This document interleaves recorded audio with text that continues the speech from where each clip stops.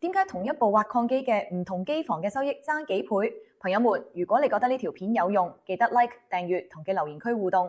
點解睇唔同機房完全一樣嘅機會有咁大嘅差異？主要係3個原因：電費、線損同埋斷線率。首先，電費低成本區0.3元，高成本區超過0.5蚊，每日差額0.2元，以100部機計，每年蝕幾萬蚊。第二，線損。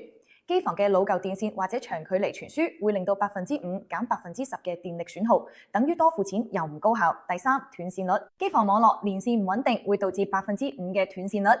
佢機一旦失去網絡就會停機，累積喺停機時間會造成重大嘅損失。其他因素例如溫度控制唔良會因為過熱而導致更多斷線，而維修延誤則進一步拉大差距。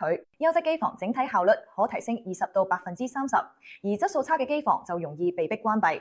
睇選機房供應商時，要檢查電費、設施同網絡穩定性，唔好淨係睇最平嗰間。我哋嘅平台提供低成本區、電力穩定、線路損耗低、斷線率低。你發現唔同託管商之間有啲明顯差異，佢留言區分享你嘅經驗，一齊傾下坐機房嘅貼士。